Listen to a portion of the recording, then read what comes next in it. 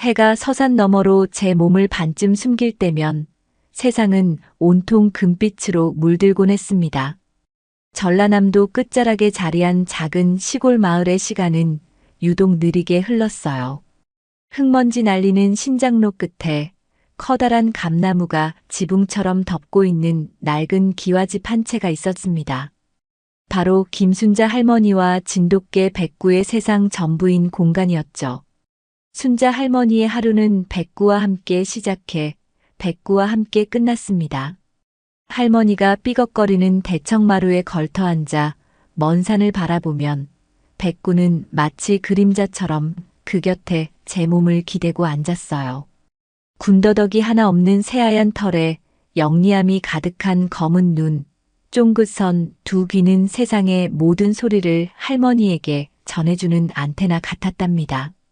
오늘도 해가 곱게 넘어가는구나, 백구야. 할머니의 나직한 목소리에 백구는 대답 대신 크응하고 낮은 소리를 내며 할머니의 주름진 손등에 제 뺨을 비볐습니다. 말이 통하지 않아도 괜찮았어요. 수십 년을 함께한 부부처럼 그들은 눈빛만으로, 작은 몸짓 하나만으로도 서로의 마음을 읽을 수 있었습니다.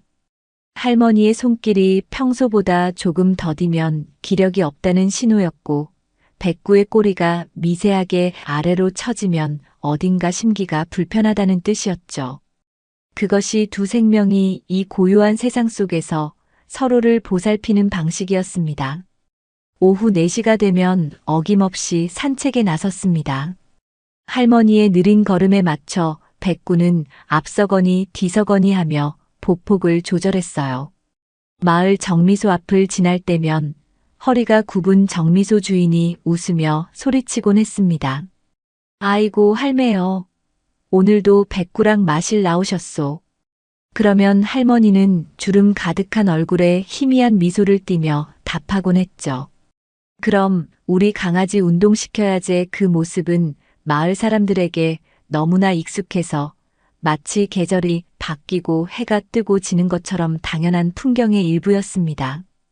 그들에게 순자 할머니와 백구는 따로 떼어놓고 생각할 수 없는 하나의 존재였어요. 산책을 마치고 돌아오면 할머니는 툇마루에 앉아 백구의 털을 빗겨주었습니다. 윤기나는 흰 털이 저녁 노을을 받아 은은한 금빛으로 빛날 때면 할머니는 깊은 시름도 잠시 잊는 듯 했습니다. 남편을 일찍 여의고 유일한 아들은 도시에 나가 제 가정을 꾸린 지 오래였죠. 명절에나 가끔 얼굴을 비추는 아들 내외보다 사시사철 제 곁을 지키는 이 영특한 동물이 할머니에게는 더 살가운 가족이었습니다. 백구 역시 할머니가 세상의 전부였습니다. 백구의 기억이 시작된 순간부터 할머니가 있었고, 백구의 세상은 할머니의 냄새와 목소리, 그리고 할머니가 주는 따스함으로 가득 차 있었죠. 할머니의 온기가 곧 세상의 안온함이었습니다. 저녁밥을 먹고 할머니가 낡은 흑백 텔레비전 앞에 앉으면 백구는 차가운 아랫목이 아닌 온기가 남아있는 할머니의 발치에 웅크리고 잠이 들었습니다. 이 평화가, 이 온기가 영원히 계속될 것이라고 백구는 조금의 의심도 하지 않았답니다. 하지만 영원한 것은 세상에 없다는 진리를 이 작은 시골 마을의 평화라고 해서 비켜갈 수는 없었습니다. 가을이 깊어지고 찬 바람이 문틈을 비집고 들어오기 시작하면서부터였어요. 할머니의 기침 소리가 눈에 띄게 잦아졌습니다. 처음에는 그저 환절기탓이려니 했지만 밤이 깊어지면 기침은 더욱 심해졌죠. 고요한 시골의 밤, 할머니의 방에서는 마치 낡고 바람 새는 풍금처럼 쌕쌕거리는 거친 숨소리가 새어나왔습니다. 그럴 때마다 백구는 잠에서 깨어 어둠 속에서도 할머니의 얼굴을 빤히 바라보곤 했습니다. 할머니가 고통스럽게 등을 구부리며 기침을 쏟아낼 때면 백구는 잠든 척 웅크리고 있던 몸을 일으켜 할머니의 곁으로 다가갔어요. 그리고는 어떻게든 위로를 전하고 싶다는 듯이 따뜻한 혀로 할머니의 앙상한 손등을 하차주었습니다. 괜찮다, 괜찮아, 우리 백구 잠다 깨우네. 할머니는 그런 백구의 머리를 쓰다듬으며 희미하게 웃어 보였지만 그 손길에는 예전 같은 힘이 실려 있지 않았습니다. 백구는 그 미세한 차이를 민감하게 알아차렸죠. 할머니의 몸에서 나는 냄새도 조금씩 변하고 있었습니다. 평소에 포근한 흙냄새와 햇볕 냄새 대신 낯설고 씁쓸한 약초 냄새가 섞여났어요. 어느 날 밤 유독 심한 기침 발작 끝에 겨우 숨을 고른 할머니가 어둠 속에서 나직이 속삭였습니다. 그 말은 마치 미래를 예견하는 주문처럼 백구의 뇌리에 깊이 박혔습니다. 백구야, 혹시라도 이 늙은이가 없어져도 너는 밥 잘 챙겨 먹어야 한다. 알았지? 백구는 그 말의 의미를 온전히 이해할 수 없었지만 할머니의 목소리에 담긴 슬픔과 체념의 기운은 고스란히 느낄 수 있었어요. 불안한 마음에 백구는 낑소리를 내며 할머니의 품으로 파고들었습니다. 그리고 아무나 따라가면 안 돼야.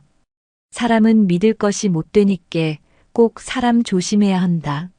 할머니는 마치 유언처럼 같은 말을 몇 번이고 되뇌었습니다.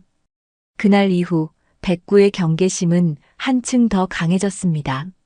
낯선 택배 차량이 집 앞에 서기만 해도 맹렬히 지저댔고 가끔 마을을 지나가는 외지인을 보면 낮은 경계음을 내며 할머니의 앞을 가로막고 섰죠. 할머니를 지켜야 한다는 본능이 할머니의 그 불길한 속삭임 이후 더욱 강하게 발동한 것이었습니다. 백구는 알지 못했습니다. 자신이 지켜야 할 주인이 사실은 바람 앞에 촛불처럼 위태로운 상태라는 것을요. 그저 다가올 이별의 그림자를 어렴풋이 느끼며 매일 밤 낡은 풍금 소리 같은 할머니의 숨소리에 귀를 기울일 뿐이었습니다. 운명의 그날은 유난히 하늘이 높고 푸른 전형적인 늦가을 아침이었습니다. 밤새 뒤척이던 할머니는 평소보다 늦게 잠에서 깼습니다. 기력 없는 몸을 억지로 일으켜 마당으로 나선 것은 간밤에 널어두었던 곶감의 상태를 살피기 위해서였어요. 올해는 곶감색이 참 곱구나. 할머니가 주렁주렁 매달린 곶감을 보며 희미하게 미소 짓던 바로 그 순간이었습니다. 갑자기 할머니는 억하는 짧은 신음과 함께 가슴을 부여잡았습니다. 세상이 빙글 도는 듯한 현기증과 함께 눈앞이 캄캄해졌죠. 할머니의 몸은 힘없이 옆으로 기울어지더니 마당 한가운데에 쿵하는 소리와 함께 그대로 쓰러지고 말았습니다. 툇마루 밑에서 꾸벅꾸벅 졸고 있던 백구는 그 소리에 화들짝 놀라 뛰쳐나왔습니다. 그리고 눈앞의 광경을 마주했죠. 미동도 없이 쓰러져 있는 할머니. 백구는 처음에는 상황을 이해하지 못했습니다. 그저 할머니에게 달려가 얼굴을 핫고 코로 툭툭 치며 일어나라고 재촉했어요.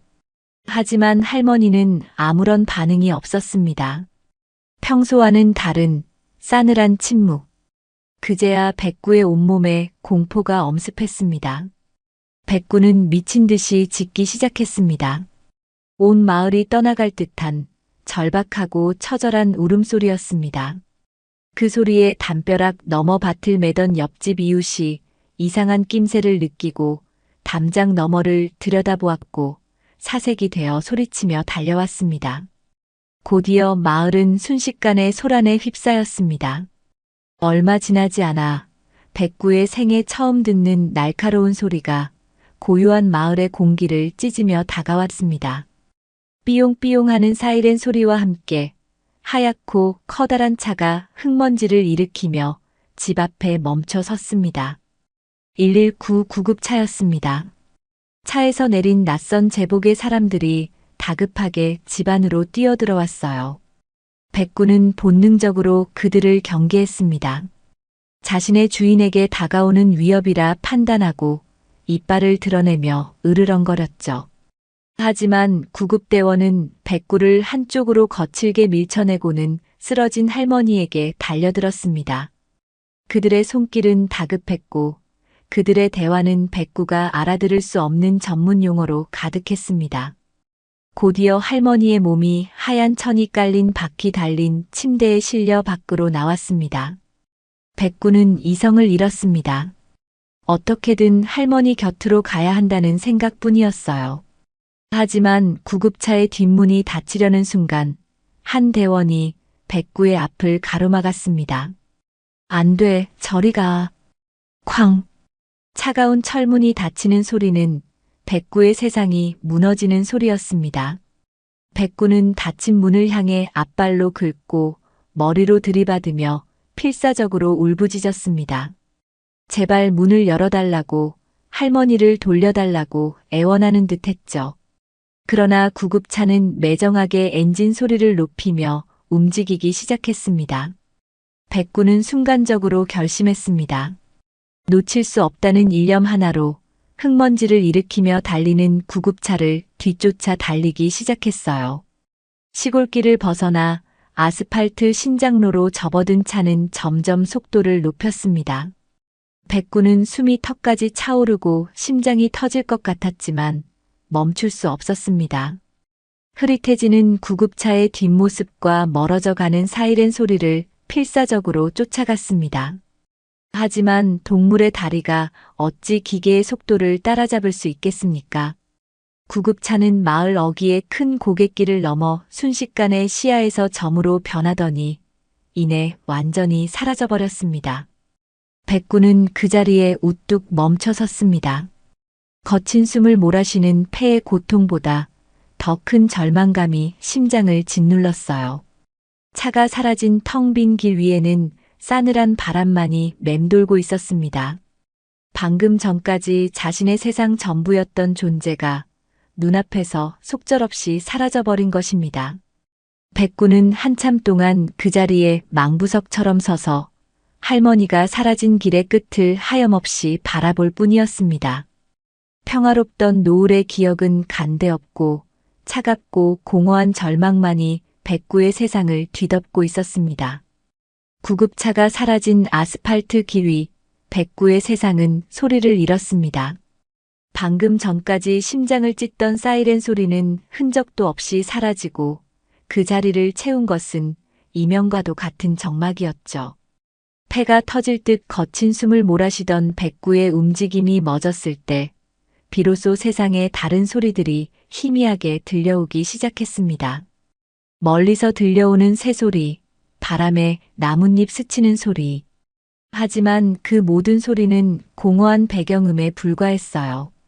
백구의 온 신경은 오직 하나의 소리, 할머니의 발소리를 기다리고 있었습니다. 결국 백구는 발길을 돌렸습니다. 희망 때문이 아니었어요. 돌아갈 곳이 그곳밖에 없다는 절망적인 사실 때문이었습니다. 한 걸음 한 걸음 납덩이라도 매단 듯 무거운 발걸음으로 돌아온 집은 낯설다 못해 스산했습니다. 마당을 가로지르는 햇살은 따스했지만 그 온기는 백구의 시린 마음까지 데우지는 못했죠. 할머니가 쓰러졌던 자리에는 아직도 그날의 소란스러운 흔적이 남아 있었습니다. 낯선 발자국들과 함께 할머니가 떨어뜨린 낡은 호미가 차가운 흙바닥 위에서 아침 이슬에 젖어 있었습니다.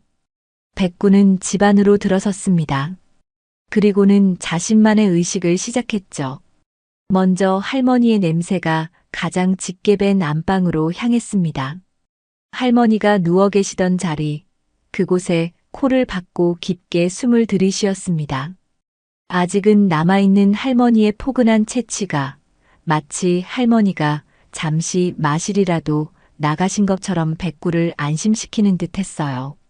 하지만 그 냄새 아래에는 씁쓸한 약초 냄새와 병원의 소독약 냄새가 희미하게 섞여 불안감을 완전히 떨쳐내지는 못하게 만들었습니다.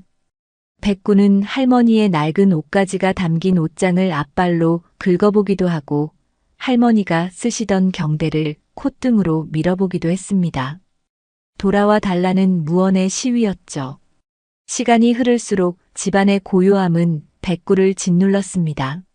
정오가 되자 옆집에서 밥 짓는 냄새가 흘러왔고 그 냄새는 텅 빈 백구의 위장을 아프게 자극했습니다.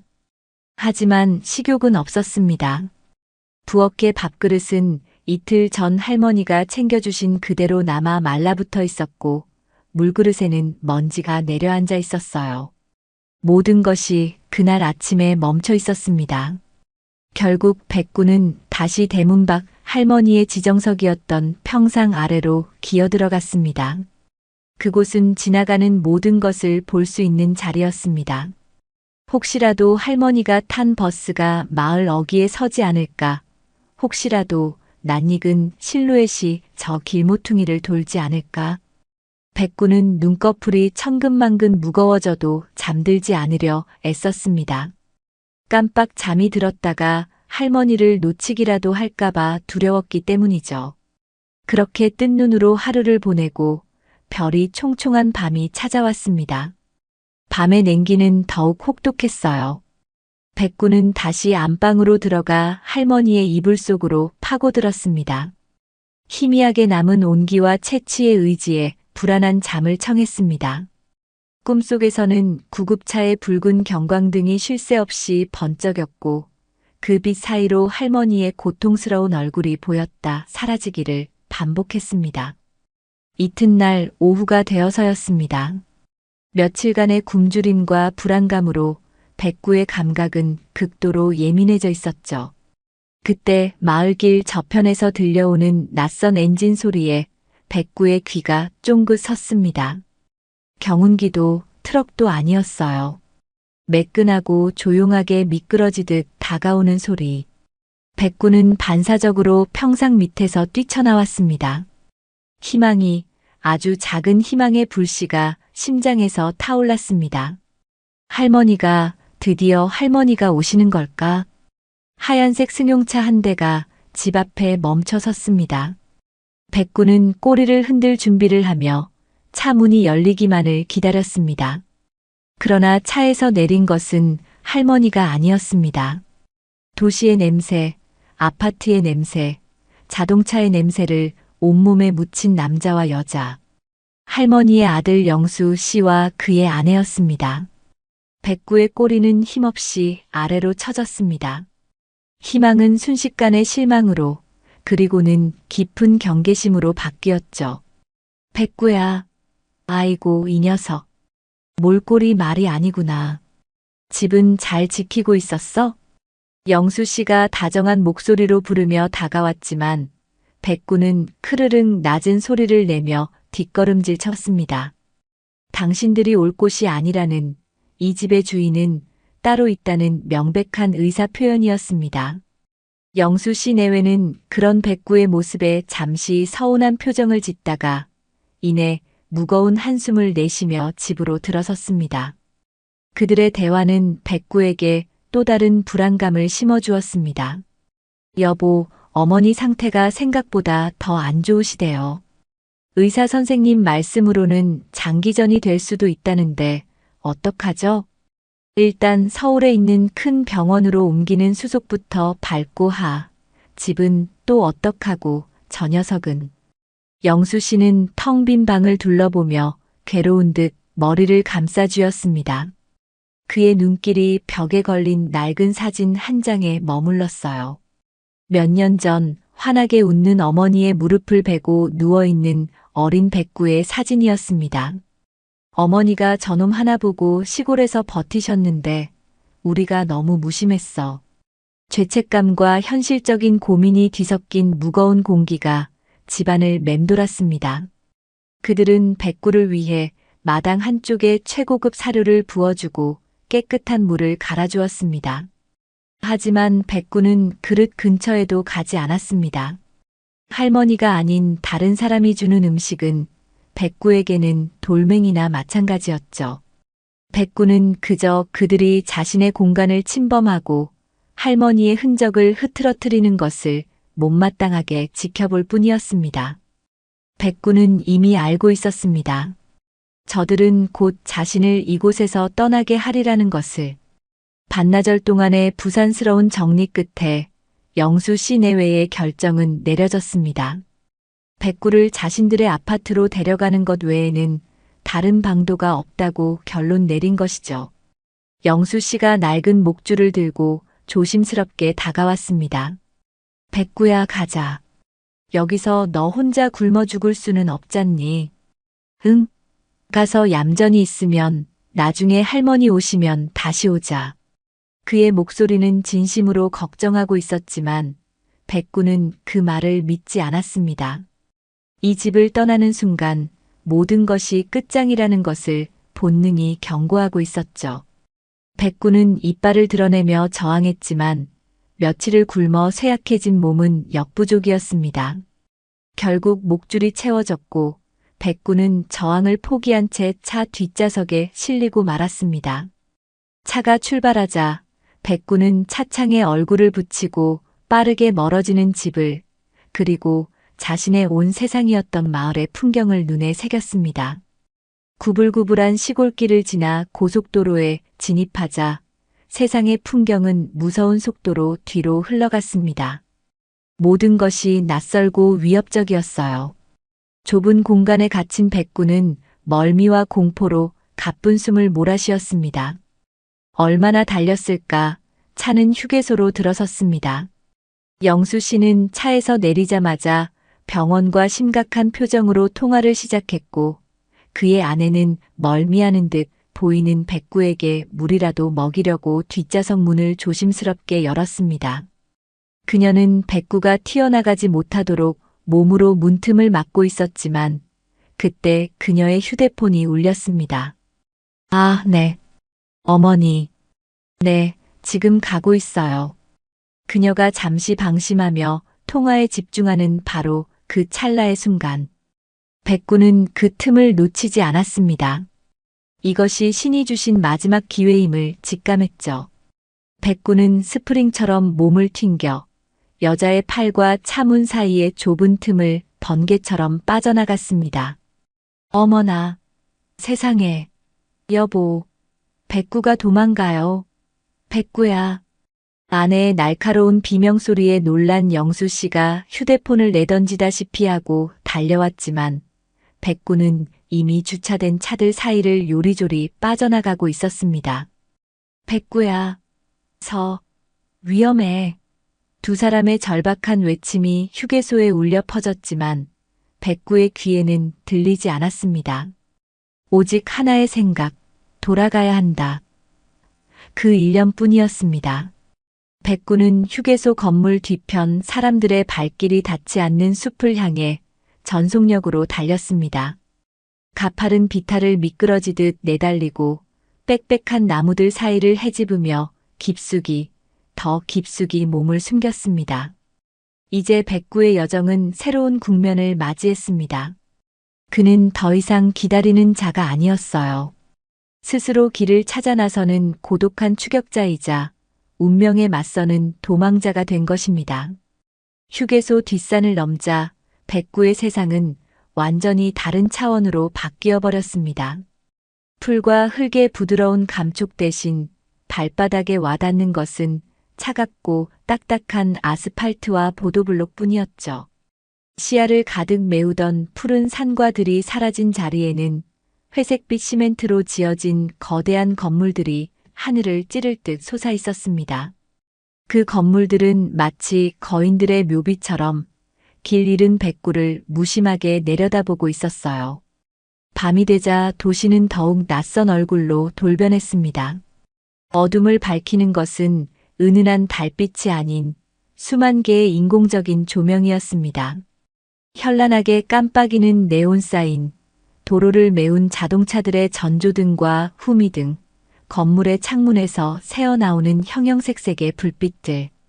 그 모든 빛은 백구의 눈을 어지럽혔고 그림자를 기괴하게 늘어뜨려 도시 전체를 거대한 괴물처럼 보이게 만들었습니다.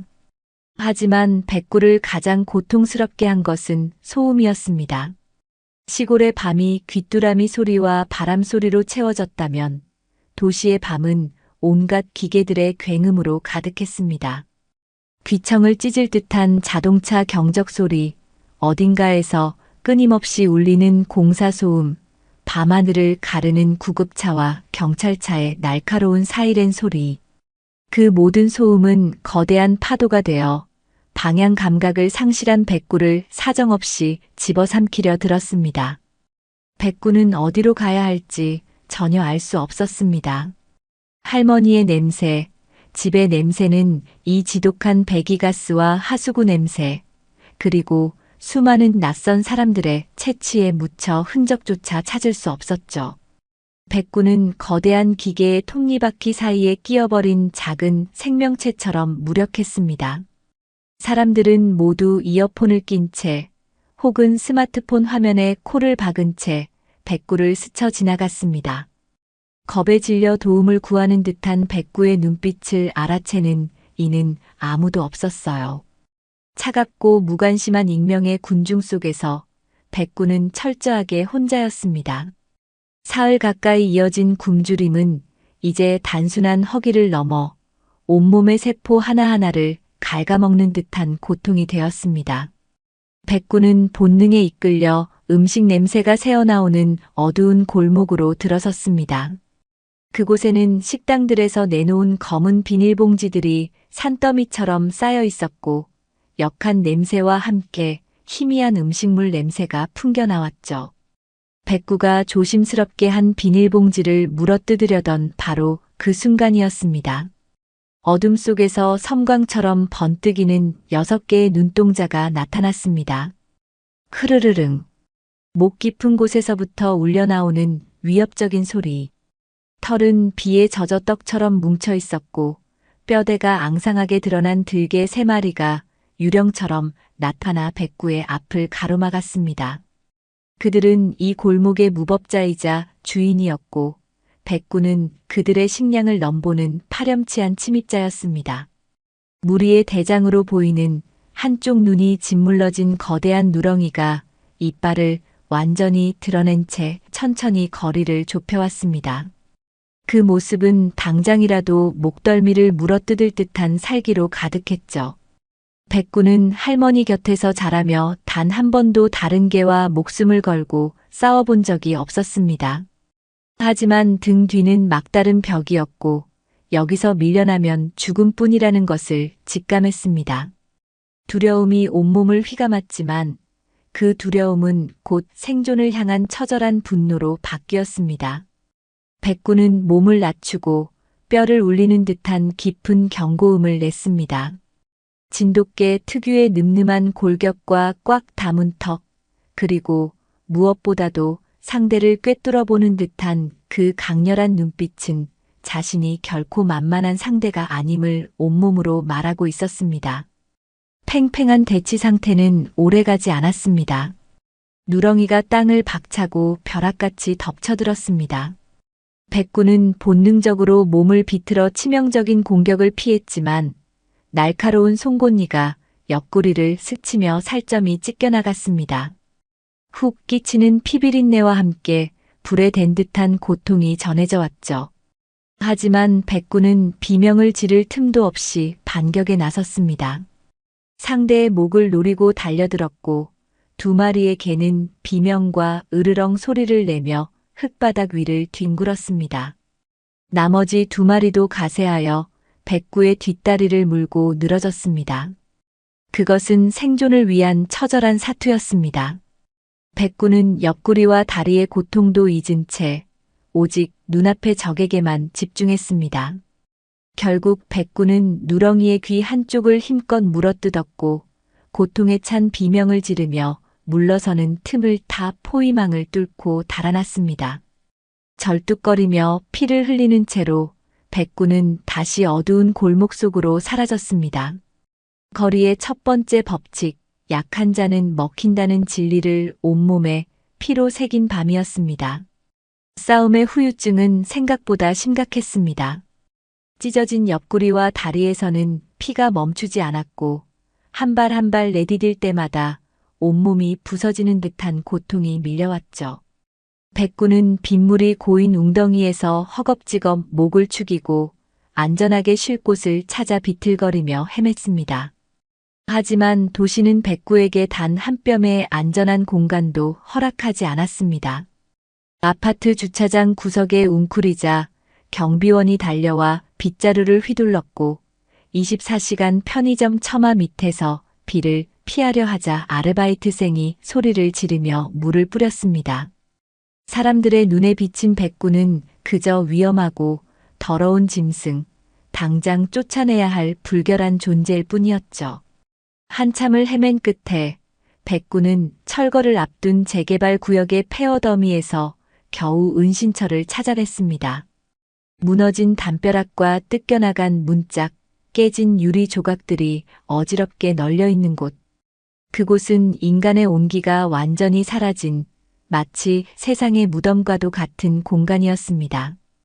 백구는 그 중에서도 비바람을 겨우 막아줄 만한 버려진 냉장고 스티로폼 박스 안으로 힘겹게 몸을 밀어 넣었습니다. 차가운 스티로폼의 감촉이 상처 입은 몸에 소름 끼치게 와 닿았습니다. 웅크리고 누워 고통스러운 숨을 내쉬자 춥고 배고픈 현실 위로 거짓말처럼 할머니와의 기억이 파노라마처럼 펼쳐졌습니다. 따사로운 봄날 함께 쑥을 캐러 갔던 들판의 흙냄새. 할머니가 우리 백구 장하다 라며 등허리를 힘껏 두드려 주시던 그 투박하지만 정겨운 손길. 겨울밤 뜨끈한 아랫목에 배를 깔고 누워있으면 할머니가 불러주시던 구성진 자장가. 그 모든 기억은 너무나도 선명해서 마치 손에 잡힐 듯 했습니다. 하지만 눈을 뜨면 보이는 것은 차갑고 어두운 현실뿐. 따뜻했던 과거와 잔인한 현실의 간극은 백구의 마음을 갈기갈기 찢어놓았습니다. 백구의 검은 눈망울에서 결국 뜨거운 눈물 한 방울이 주르륵 흘러내렸습니다. 할머니가 보고 싶었습니다. 사무치도록 보고 싶었습니다.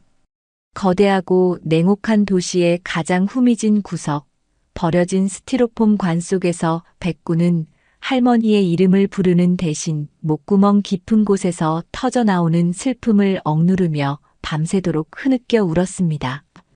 도시의 첫날 밤은 그렇게 백구의 피와 눈물로 얼룩지고 있었습니다. 잿빛 도시의 아침은 희망 대신 냉기를 품고 밝아왔습니다. 밤새 끙끙 앓던 백구는 굳어버린 몸을 힘겹게 일으켰죠. 옆구리와 다리의 상처는 욱신거렸지만 주저앉아 있을 수만은 없었습니다. 할머니를 찾아야 한다는 단 하나의 목표가 꺼져가는 생명의 불씨를 다시 지피는 유일한 연료였습니다. 백구는 이제 무작정 헤매는 것을 멈췄습니다. 이 거대한 미로를 탈출하기 위해서는 나침반이 필요했어요. 백구의 나침반은 바로 그의 코, 세상의 모든 냄새를 기억하고 분해하는 경이로운 후각이었습니다. 백구는 눈을 감고 온 신경을 코끝에 집중했습니다. 수억만 개의 분자로 쪼개진 공기 속에서 아주 희미하게나마 익숙한 냄새의 가닥을 찾아내려 애썼습니다. 기억의 조각들이 떠올랐습니다. 할머니는 무릎이 쑤시는 날이면 읍내 한약방에서 다려온 약을 드시곤 했습니다. 그 약에서는 늘 흙냄새와 나무 뿌리 냄새가 뒤섞인 쌉싸름하면서도 구수한 냄새가 났었죠. 또 할머니가 장에 가실 때면 할머니의 몸빼 바지에서는 언제나 생선 비린내와 쿰쿰한 젓갈 냄새가 배어오곤 했습니다. 백구는 그 기억 속 냄새들을 단서 삼아 움직이기 시작했습니다. 마치 보이지 않는 냄새의 지도를 따라가는 탐정처럼 백구는 도시의 거리를 누비기 시작했습니다. 높은 빌딩들이 질비한 번화가를 지나고 조용한 아파트 단지를 가로질러 마침내 그의 코가 무언가를 감지했습니다. 온갖 종류의 약초와 향신료 냄새가 뒤섞여 있는 곳. 거대한 재래시장이었습니다. 백구의 심장이 희미한 희망으로 다시 뛰기 시작했습니다. 하지만 기쁨도 잠시 눈앞에 펼쳐진 시장의 규모는 상상을 초월했습니다. 수백 개의 점포가 미로처럼 얽혀 있었고 수천 명의 사람들이 인산인해를 이루고 있었죠. 이 속에서 할머니의 흔적을 찾는 것은 거대한 강물 속에서 아주 작은 조약돌 하나를 찾는 것만큼이나 막막한 일이었습니다. 그럼에도 백구는 포기하지 않고 냄새의 근원을 향해 한 걸음씩 나아갔습니다.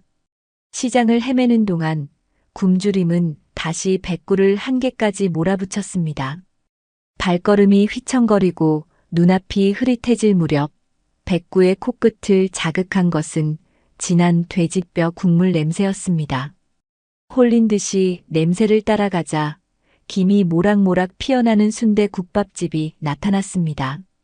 백구는 가게 앞을 떠나지 못하고 그저 멍하니 안을 들여다볼 뿐이었습니다.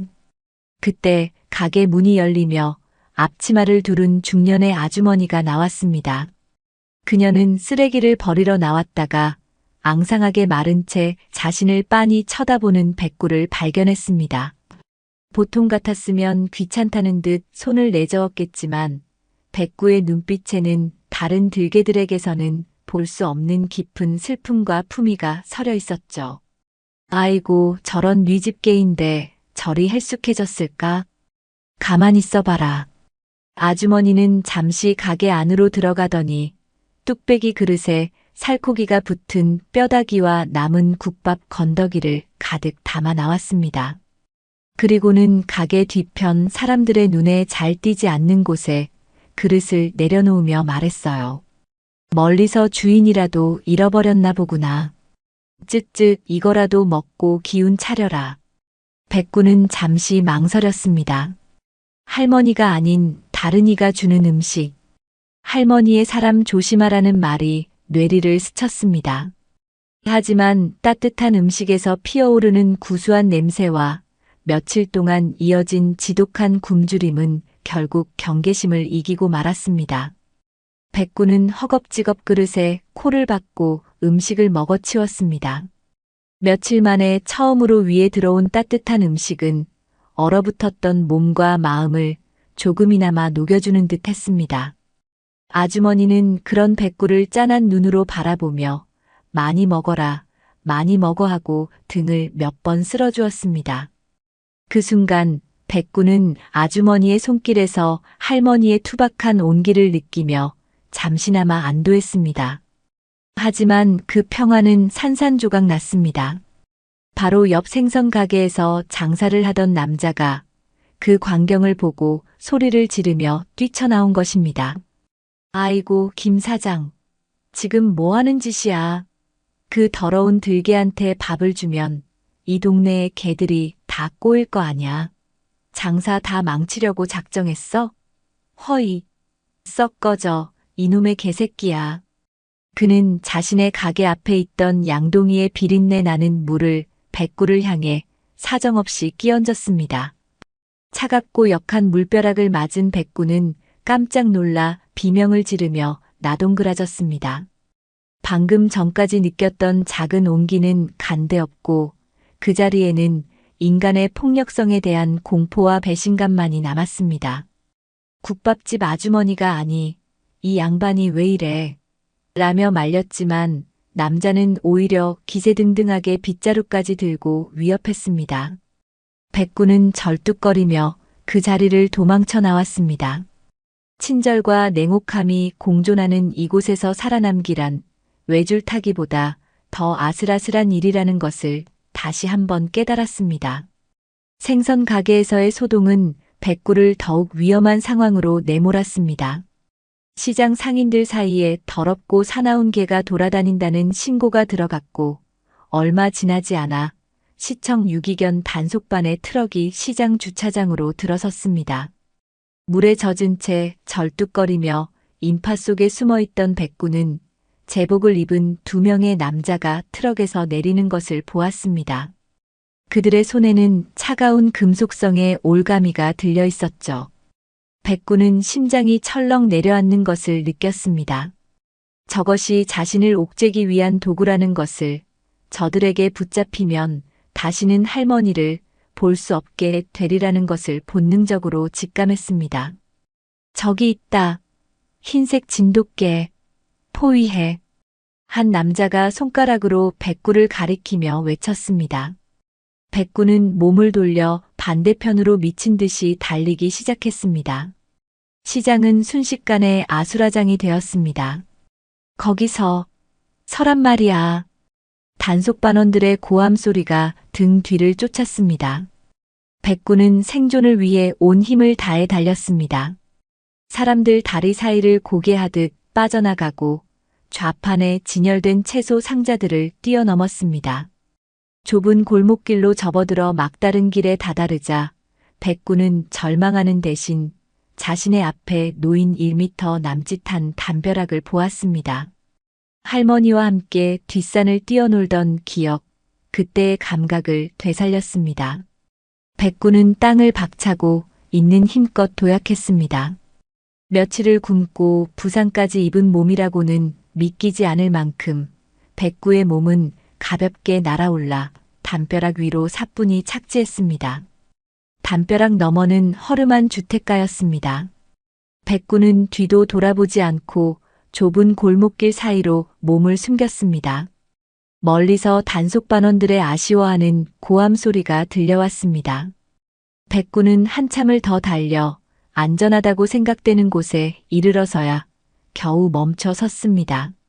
심장은 금방이라도 터져나올 듯 격렬하게 뛰었고 온몸은 공포로 가늘게 떨리고 있었죠. 이제 백구는 단순히 길을 잃은 개가 아니었습니다. 굶주림과 싸워야 하고 거리의 다른 개들과 싸워야 하며 이제는 인간 사냥꾼들로부터도 도망쳐야 하는 그야말로 사면초가의 신세가 된 것입니다.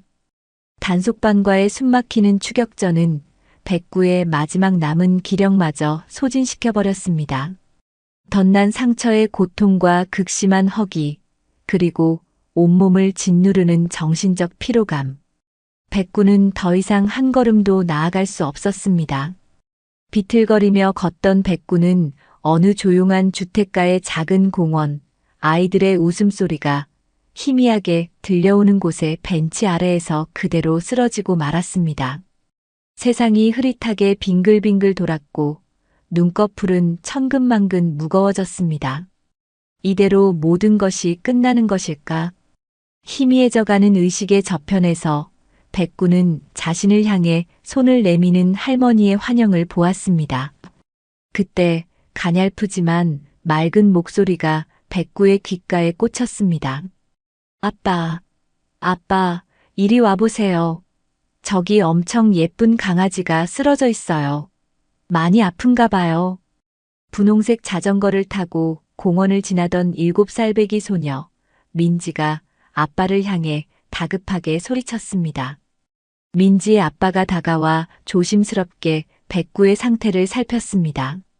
온몸이 흙과 피로 더러워져 엉망이었지만 그 본래의 모습이 얼마나 늠름하고 기품 있는 진돗개였을지 한눈에 알 수 있었죠.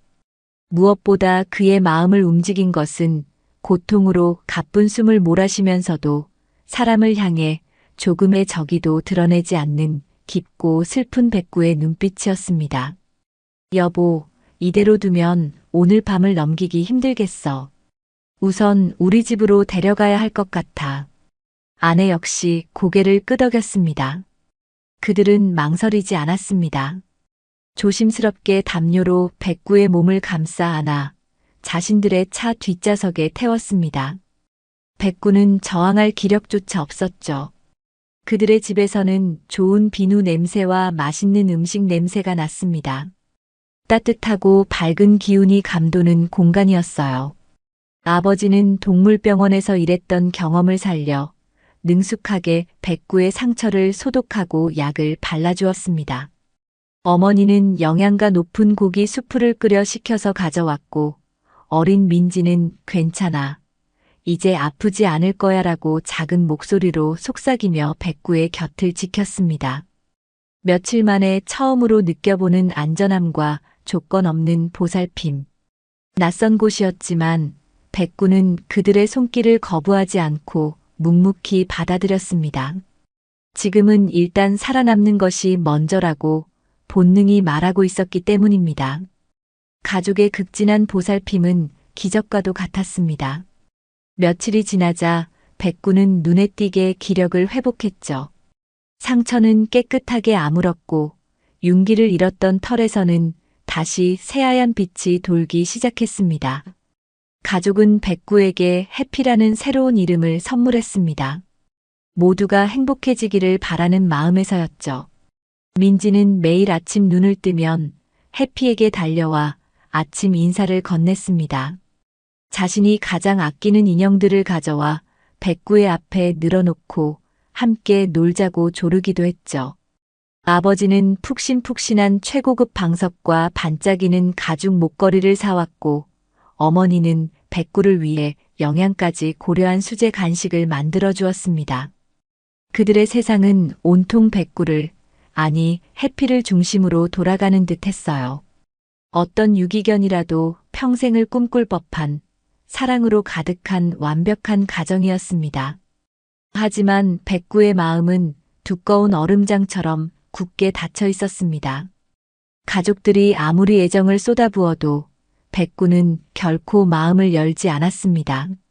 민지가 공을 던지면 그저 공이 굴러가는 것을 무심하게 바라볼 뿐 뛰어가 물어올 생각은 하지 않았습니다. 아버지가 해피 손 하며 손을 내밀면 그 손을 빤히 쳐다보다가 조용히 고개를 돌려버렸죠. 그의 시선은 항상 늘 현관문과 창밖을 향해 고정되어 있었습니다. 초인종이 울릴 때마다 귀를 쫑긋 세우고 달려나갔다가 택배기사나 배달원의 모습임을 확인하고는 실망한 채 제자리로 돌아오기를 수십 번 반복했습니다. 어느 날 저녁 민지는 결국 울음을 터뜨렸습니다. 엄마, 해피는 왜 나랑 안 놀아줘? 내가 싫은가 봐. 그 모습을 지켜보는 백구의 마음도 편치 않았습니다. 이 착한 사람들에게 상처를 주고 싶지 않았어요. 하지만 어쩔 수 없었습니다. 이들의 친절과 사랑을 받아들이는 순간 그것은 할머니에 대한 배신이 될 것만 같았습니다. 백구의 심장은 여전히 백구로서 할머니를 향해서만 뛰고 있었기 때문입니다. 이 안락한 행복은 자신이 누려서는 안 될 도둑질한 행복처럼 느껴졌습니다. 시간이 흐를수록 백구의 결심은 더욱 확고해졌습니다. 이 집은 자신이 머물 곳이 아니라는 것. 이 온정은 자신이 받아야 할 것이 아니라는 것을 말입니다. 이들의 사랑이 깊어질수록 할머니에 대한 그리움과 죄책감은 더욱 커져만 갔습니다. 결심을 굳힌 것은 온 가족이 거실에 모여 텔레비전을 보며 웃음꽃을 피우던 어느 주말 저녁이었습니다. 그들의 행복한 웃음소리가 울려 퍼지는 공간 속에서 백구는 완벽한 이질감을 느꼈습니다. 자신은 저 웃음소리에 낄 수 없는 이방인이었습니다. 그날 밤 백구는 잠들지 않았습니다. 가족 모두가 깊은 잠에 빠져들기를 기다렸죠. 자정이 넘어 세상이 고요해졌을 때 백구는 방석에서 조용히 몸을 일으켰습니다. 그리고 소리 없이 현관문으로 다가가 웅크리고 앉아 기회를 엿보았습니다. 기회는 의외의 순간에 찾아왔습니다. 아버지가 늦은 밤 회사에 두고 온 서류를 가지러 잠시 집을 나서는 것이었습니다. 평소 같았으면 문단속을 철저히 했겠지만 금방 돌아올 생각에 현관문 잠금 장치를 제대로 확인하지 않고 나섰습니다. 아주 미세하게 문이 완전히 닫히지 않고 작은 틈이 생긴 것을 백구는 놓치지 않았습니다. 백구는 한치의 망설임도 없이 그 좁은 틈으로 코를 밀어넣어 문을 열었습니다. 그리고 한 마리 유령처럼 소리 없이 집 밖으로 빠져나갔습니다. 아파트 복도의 차가운 공기가 그의 털을 스쳤습니다. 백구는 마지막으로 자신을 구해준 가족의 집 현관문을 돌아보았습니다. 그 안에는 따뜻한 잠자리와 맛있는 음식, 그리고 넘치는 사랑이 있었습니다. 하지만 백구는 그 모든 것을 뒤로했습니다. 고마웠어요. 그리고 미안해요. 마음속으로 짧은 작별 인사를 건넨 백구는 다시 차갑고 어두운 도시의 거리로 발걸음을 옮겼습니다. 비정한 세상 속으로 제 발로 다시 걸어 들어가는 선택. 그것이 어떤 고통과 시련을 가져올지 알 수 없었지만 이것만이 할머니에게 닿을 수 있는 유일한 길이라고 백구는 굳게 믿었습니다. 이제 그의 여정에는 되돌아갈 다리가 없었습니다. 오직 앞으로 나아가는 길뿐이었습니다. 따뜻했던 안식처를 제 발로 박차고 나온 백구의 세상은 이전과는 비교할 수 없을 정도로 혹독한 지옥이 되어 있었습니다. 전에 겪었던 고통이 미지의 세계에 대한 공포와 굶주림이었다면 지금의 고통은 명백한 상실감과 스스로 선택한 길에 대한 처절한 대가였어요. 그 온화한 가족의 얼굴과 특히 자신을 해피라 부르며 따르던 어린 소녀의 맑은 눈망울이 떠오를 때마다 백구의 가슴에는 날카로운 파편이 박히는 듯한 아픔이 느껴졌습니다. 하지만 그는 뒤돌아보지 않았습니다. 그 안락함은 달콤한 독과 같아서 자신을 영원히 할머니로부터 멀어지게 할 것임을 알았기 때문이죠. 그렇게 다시 시작된 거리의 삶은 그야말로 생존을 위한 투쟁의 연속이었습니다. 백구의 몸은 이미 한계에 다다르고 있었죠. 깨끗하게 치료되었던 상처는 굳은 비와 더러운 흙탕물에 다시 덧나기 시작했고 한때 눈처럼 희고 풍성했던 털은 기름과 먼지에 찌들어 볼품 없는 회색빛으로 변해버렸습니다. 이제 그의 모습은 누구도 걸음을 멈추고 돌아볼 만한 품이 있는 진돗개가 아니었어요. 그저 도시의 수많은 굶주린 생명체 중 하나일 뿐이었습니다. 음식을 구하는 것은 하늘의 별 따기보다 어려웠습니다. 식당 근처에만 가도 사람들은 돌을 던지거나 소리를 지르며 쫓아냈고 쓰레기통을 차지하기 위한 다른 들개들과의 경쟁은 이제 피할 수 없는 숙명이 되었습니다. 백구는 더 이상 싸움을 피하지 않았어요. 살아남기 위해 할머니에게 돌아가기 위해 이빨을 드러내고 필사적으로 맞서 싸웠습니다. 하지만 매일같이 이어지는 싸움과 굶주림은 그의 강인했던 몸과 정신을 서서히 갉아먹고 있었습니다. 밤이 되면 차가운 아스팔트 바닥에 웅크리고 누워 도시의 소음 속에서 할머니의 목소리를 찾아 헤매다 지쳐 잠들기를 반복했습니다. 꿈속에서조차 그는 끊임없이 달리고 있었죠. 결국 운명의 날은 비와 함께 찾아왔습니다.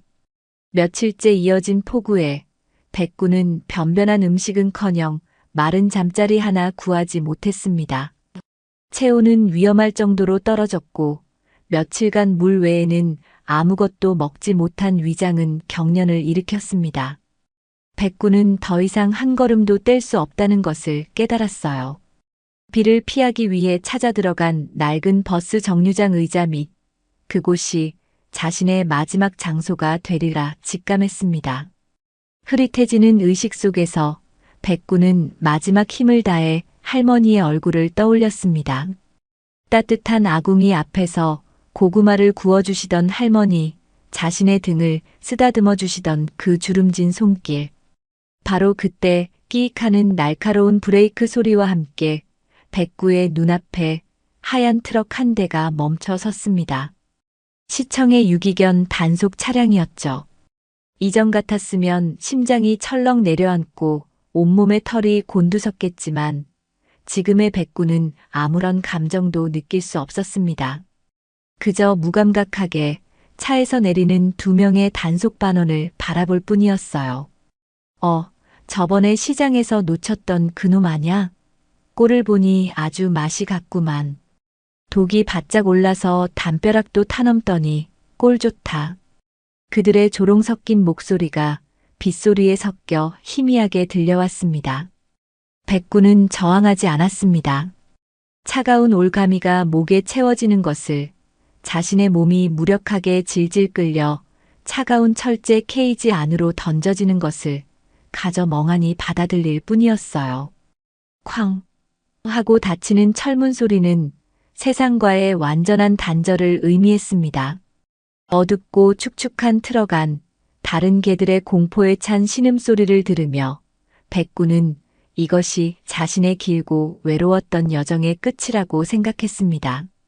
백구가 도착한 곳은 도시 외곽에 위치한 시립동물보호소였습니다. 그곳은 생명의 종착역이자 절망이 공기처럼 떠다니는 공간이었죠. 백구는 나십삼이라는 차가운 이름표가 달린 좁은 철창 안에 갇혔습니다. 사방에서 터져나오는 수백 마리의 개들의 울음소리는 거대한 소음의 벽이 되어 백구를 짓눌렀습니다.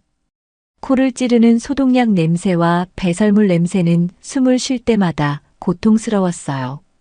백구는 철창 가장 깊숙한 구석, 빛이 들지 않는 곳에 몸을 웅크렸습니다. 그리고는 모든 감각을 닫아버렸죠. 직원이 시끄럽게 밥그릇을 채워주어도 물그릇을 갈아주어도 그는 돌아보지 않았습니다. 마치 스스로 살아있는 화석이 되기로 결심한 듯 미동도 하지 않았습니다. 그의 옆 철창에서는 늙은 shepherd 한 마리가 매일같이 기침을 하다가 어느 날 아침 조용히 숨을 거두고 직원의 손에 이끌려 나갔습니다. 백구는 그 모습을 보며 자신의 미래 또한 저와 다르지 않을 것이라 예감했습니다. 희망은 독이었다. 기다림은 고문이었다. 모든 것을 포기하는 것만이 유일한 안식이라고 백구는 생각했습니다.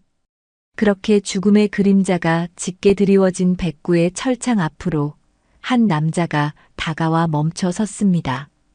이 보호소의 공중보건수의사 박지석이었습니다.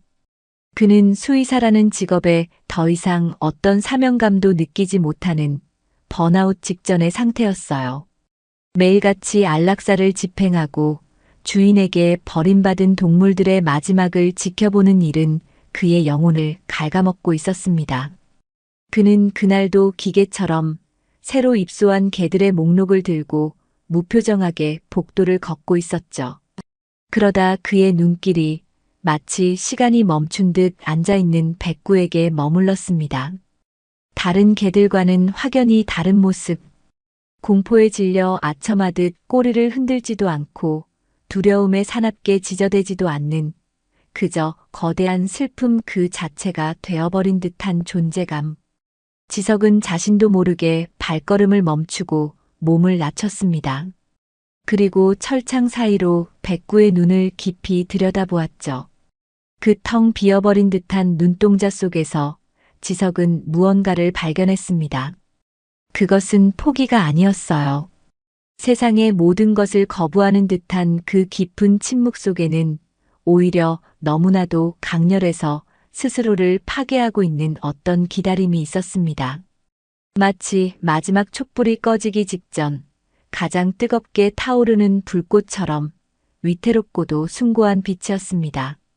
그 순간 지석의 잿빛 마음속에 아주 오랜만에 잊고 지냈던 뜨거운 무언가가 꿈틀거리기 시작했습니다. 그것은 연민이었고 호기심이었으며 어쩌면 희미한 희망이었습니다. 다음 날 아침 지석은 출근하자마자 나십삼 철창으로 향했습니다. 밤새 그의 머릿속을 떠나지 않았던 그 고요한 진돗개. 그는 다른 직원들에게 상태가 안 좋으니 집중 관리가 필요하다고 말하고는 백구를 자신의 진료실로 데리고 나왔습니다. 복도를 걷는 동안에도 백구는 지석의 손길에 억지로 끌려오는 것이 아니라 마치 자신의 운명을 예감이라도 한 듯 조용히 그의 뒤를 따랐습니다. 그 모습은 지석의 가설에 더욱 무게를 실어주었죠. 외부와 차단된 조용한 진료실. 지석은 딱딱한 진료대 대신 차가운 바닥에 자신도 함께 앉았습니다. 그리고는 어떤 의료기기도 사용하지 않은 채 그저 백구와 눈을 맞추며 조용히 말을 걸기 시작했습니다. 그의 목소리는 동물을 치료하는 수의사가 아닌 상처 입은 영혼을 위로하는 상담가처럼 부드럽고 따뜻했어요. 괜찮아. 여기는 안전해. 많이 힘들었지? 어디서부터 그 먼 길을 온 거니? 백구는 처음에는 아무런 반응도 보이지 않았습니다. 그저 벽의 한 점을 응시할 뿐이었죠. 지석은 포기하지 않았습니다. 그는 마치 오랜 친구에게 이야기하듯 자신의 이야기를 들려주며 백구의 다친 마음을 두드렸습니다.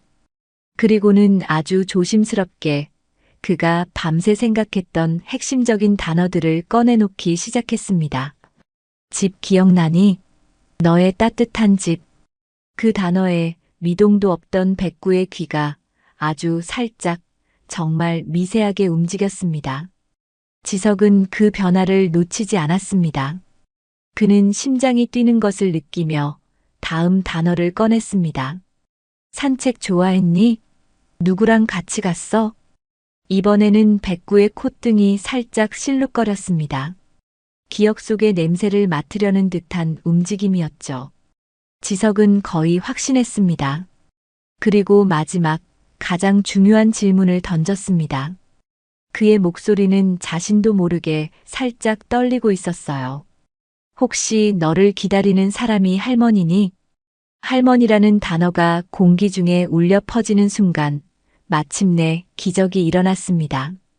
돌처럼 굳어있던 백구가 천천히, 아주 천천히 고개를 들었습니다. 그리고는 며칠 만에 처음으로 지석의 눈을 정면으로 아주 깊이 응시했습니다. 그 검고 깊은 눈동자 안에는 수만 가지의 이야기가 담겨 있었습니다. 그리움, 슬픔, 원망, 그리고 아주 작은 희망의 불꽃. 그 눈빛은 당신이 어떻게 내 마음을 아는 거죠? 라고 묻는 듯 했습니다. 백구의 눈가에서 마침내 뜨거운 눈물 한 방울이 툭 하고 바닥으로 떨어졌습니다. 지석은 그 눈물을 보고 이게 영혼이 아직 죽지 않았음을, 그리고 자신에게 주어진 시간이 얼마 없음을 깨달았습니다. 한편 수십 킬로미터 떨어진 요양병원 302호실. 순자 할머니의 시간은 여전히 멈춰 있었습니다. 그녀의 육체는 약물과 영양주사로 겨우 유지되고 있었지만 영혼은 이미 시골집의 백구 곁을 떠돌고 있었죠. 담당 간호사인 이지은 씨는 그런 할머니의 모습이 늘 안타까웠습니다. 지은은 다른 간호사들과는 조금 달랐어요. 그녀는 환자를 단순히 병명이나 차트 번호로 기억하지 않고 한 사람의 인생으로 대하려 노력하는 이제 막 열정이 넘치는 젊은 간호사였습니다. 그녀는 매일 순자 할머니의 머리를 빗겨주고 손을 주무르며 말을 걸었습니다. 할머니, 오늘 날씨가 참 좋아요. 창밖에 목련이 활짝 폈어요. 하지만 할머니는 대부분 반응이 없었습니다. 그러다 문득 아주 작은 목소리로 알아들을 수 없는 말을 중얼거리곤 했죠. 우리 백구 비 맞으면 안 되는디 밥은 누가 주나. 다른 선배 간호사들은 김순자 할머님, 또 선망 증세 시작되셨네. 안정제 준비해라며 대수롭지 않게 말했습니다. 하지만 지은의 생각은 달랐습니다. 할머니의 중얼거림은 혼란스러운 헛소리가 아니었어요. 너무나도 일관되고 구체적이었으며 애끓는 그리움이 담겨 있었습니다. 지은은 의사에게 조심스럽게 자신의 의견을 말해보기도 했지만 이 간호사, 아직 경험이 부족해서 그래. 교과서대로만 생각해라는 핀잔만 돌아올 뿐이었습니다. 지은은 답답했지만 자신이 할 수 있는 일은 그저 할머니의 손을 한 번 더 잡아주는 것뿐이었죠. 보호소로 돌아온 지석은 백구의 공고기간이 겨우 사흘밖에 남지 않았다는 사실에 초조해졌습니다. 그는 더 이상 가만히 앉아 있을 수 없었어요. 그는 자신이 할 수 있는 유일한 방법, 그리고 가장 가능성 있는 방법을 선택하기로 했습니다. 바로 세상에 이 이야기를 알리는 것이었죠. 그는 보호소의 SNS 홍보를 담당하는 자원봉사자 지혜 씨에게 다급하게 연락했습니다. 그리고는 직접 촬영의 모든 과정을 지휘했습니다. 그는 절대로 백구를 철창 안에 불쌍한 유기견으로 보이게 하고 싶지 않았습니다. 그는 백구를 야외 격리장, 햇살이 드는 곳으로 데리고 나갔습니다. 지혜 씨, 이 아이를 동정의 시선으로 찍지 말아주세요. 존엄함을 담아주세요. 시련 속에서도 품위를 잃지 않는 한 영혼의 위대함을 보여줘야 해요. 특히 저 눈빛 클로즈업해서 최대한 오랫동안 잡아주세요.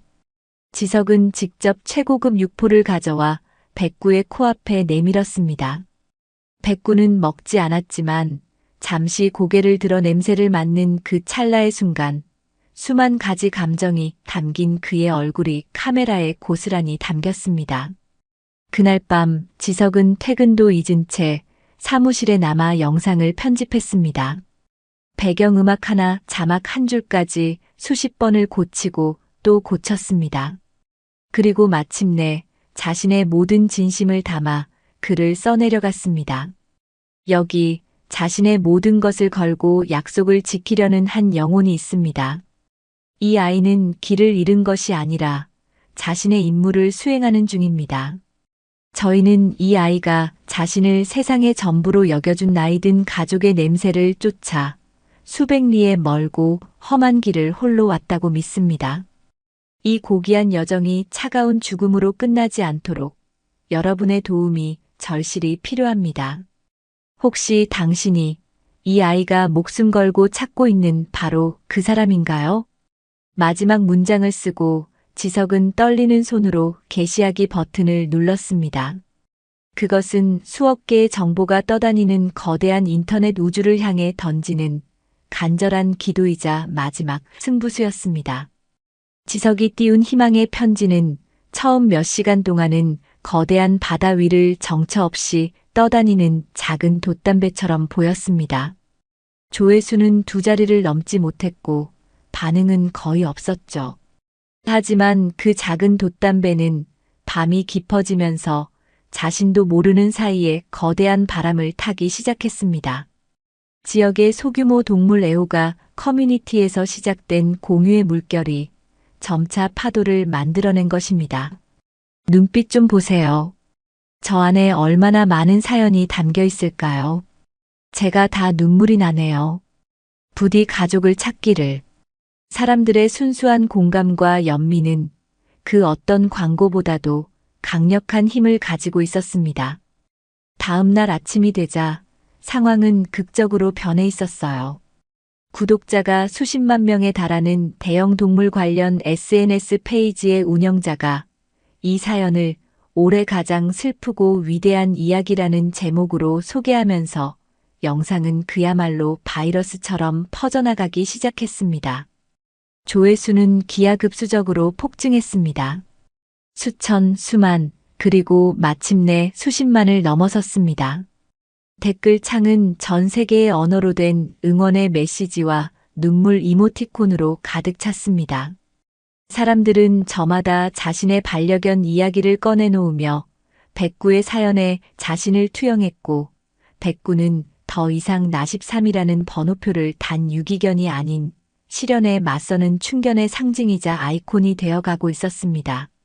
어떤 네티즌은 백구의 여정을 추적하는 지도를 만들기도 했고 어떤 작가는 백구를 주인공으로 한 짧은 시를 써서 올리기도 했죠. 온라인 세상은 온통 백구 이야기로 들끓었습니다. 그리고 그 뜨거운 파동은 마침내 가장 닿아야 할 곳에 가장 절실한 사람에게 닿게 되었습니다. 요양병원 야간 근무에 지쳐있던 간호사 이지은 씨. 그녀는 휴게실 소파에 잠시 기댄 채 습관처럼 스마트폰을 넘기고 있었습니다. 피곤에 절어 흐릿했던 그녀의 눈이 한 영상 앞에서 번쩍 뜨였습니다. 할머니를 찾아 수백 리 어느 진돗개의 위대한 여정. 처음에는 그저 흔한 감동 스토리 중 하나라고 생각했습니다. 하지만 영상을 재생하는 순간 그녀는 숨을 멈췄습니다. 영상 속 햇살 아래 앉아있는 진돗개의 모습, 그 깊고 슬픈 눈빛, 그리고 자막으로 떠오르는 할머니라는 단어. 그녀의 머릿속에서 매일같이 창밖을 보며 애타게 백구야, 내 강아지를 부르던 김순자 할머니의 모습이 강렬하게 겹쳐졌습니다. 아니야, 설마. 세상에 이런 우연이 있을 리가 없어. 지은은 애써 고개를 저었습니다. 하지만 영상 속 개의 모습이, 특히 무언가를 간절히 기다리는 그 눈빛이 며칠 전 자신이 진료실 앞에서 우연히 보았던 순자 할머니의 눈빛과 너무나도 닮아 있었습니다. 그녀는 심장이 미친 듯이 뛰는 것을 느끼며 영상을 들고 곧장 선배 간호사에게 달려갔습니다. 선배님, 이것 좀 보세요. 302호 김순자 할머님, 그 할머니가 찾던 개가 이 아이가 아닐까요? 선배는 처음에는 김 간호사 또 오버하기는이라며 웃어넘기려 했지만 영상을 보고 나서는 어머 세상에 닮은 것 같기도 하고라며 말끝을 흐렸습니다. 바로 그때였습니다. 타이밍 좋게 혹은 나쁘게 순자 할머니의 아들인 영수 씨가 잔뜩 지친 얼굴로 어머니의 면회를 위해 복도를 걸어오고 있었습니다. 지은의 마음속에서 천사와 악마가 싸웠습니다. 헛된 희망을 줬다가 실망시키면 어떡하지? 괜한 소란을 피웠다고 혼나면 어떡하지? 하지만 그녀는 고개를 저었습니다. 만약 만에 하나라도 이게 사실이라면 이것은 한 사람의 생명을 구할 수도 있는 기회였습니다. 그녀는 두 주먹을 불끈 쥐고 영수 씨의 앞을 막아섰습니다. 보호자님, 잠시만요. 정말 죄송한데 아주 잠시만 시간 좀 내주세요. 제가 좀 이상한 사람처럼 보일 수도 있지만 부디 이 영상을 한 번만 봐주세요. 영수 씨는 낯선 간호사의 다급한 모습에 의아한 표정을 지으면서도 마지못해 그녀가 내민 스마트폰을 받아들었습니다. 영상이 재생되고 화면 가득 백구의 얼굴이 클로즈업 되었습니다. 그 순간 영수 씨의 세상이 멈췄습니다. 온몸의 피가 발끝으로 쏠리는 듯한 아찔한 현기증이 느껴졌습니다. 그의 손이 경풍이 든 것처럼 부들부들 떨렸고 들고 있던 서류 가방이 쿵 소리를 내며 바닥으로 떨어졌습니다. 화면 속의 개. 더럽고 수척해졌지만 저 영리한 눈빛, 저 굳게 담은 인매, 저 쫑긋 선 귀. 그것은 의심의 여지 없이 자신이 휴게소에서 잃어버리고 죄책감 속에서 애써 잊으려 했던 어머니의 삶의 이유였던 바로 그 백구였습니다. 백구야 살아있었구나. 영수 씨의 입에서 갈라진 목소리가 터져나왔습니다. 뜨거운 눈물이 둑이 터진 듯 뺨을 타고 흘러내렸습니다. 안도감, 그리고 뒤이어 밀려오는 지독한 죄책감. 그는 그 자리에 주저앉아 어린아이처럼 오열했습니다. 병원 복도를 지나가던 모든 사람들이 놀라서 쳐다보았지만 그는 아무것도 신경 쓸 수 없었습니다. 그는 떨리는 손으로 거의 기어가다시피 해서 떨어진 스마트폰을 집어들었습니다. 그리고는 영상 하단에 적힌 희미한 희망의 등대와도 같은 그 번호를 몇 번이고 확인하며 눌렀습니다. 네, 시립동물보호소 수의사 박지석입니다. 저 방금 인터넷에서 영상을 보고 전화를 드렸는데요. 그 하얀색 진돗개 우리 백구 맞습니다. 수화기 너머로 들려오는 목소리는 단순한 떨림을 넘어 격렬한 오열과 뒤섞여 있었습니다. 지석은 그 목소리를 듣는 순간 온몸에 전율이 흐르는 것을 느꼈습니다. 며칠간의 초조함과 기다림이 마침내 결실을 맺는 순간이었죠. 그는 영수 씨를 진정시키며 침착하게 몇 가지 질문을 던졌습니다. 백구의 특징, 잃어버린 장소와 시간. 모든 퍼즐 조각이 완벽하게 들어맞았습니다. 찾았습니다. 드디어 찾았어요. 모두들, 우리가 해냈어요. 지석의 외침에 보호소 사무실은 축제 분위기에 휩싸였습니다. 동료 직원들과 봉사자들은 서로를 얼싸안으며 기쁨을 나눴죠. 하지만 그 환희의 순간은 영수 씨의 다음 말에 곧바로 차가운 현실의 벽에 부딪혔습니다. 정말 감사합니다, 선생님. 평생 은혜 잊지 않겠습니다. 지금 당장 백구를 데리고 저희 어머니께 가야겠습니다. 우리 백구를 보면 어머니가 분명.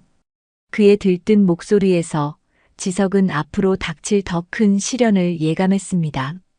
그는 조심스럽게 하지만 단호하게 말해야만 했죠. 환자의 상태에 따라 만남이 오히려 위험할 수 있다는 사실을요. 아니나 다를까 영수 씨가 이 기쁜 소식을 주치의에게 전하자마자 돌아온 것은 축하가 아닌 얼음장처럼 차가운 거절이었습니다. 절대 안 됩니다, 보호자님. 제가 분명히 말씀드렸죠.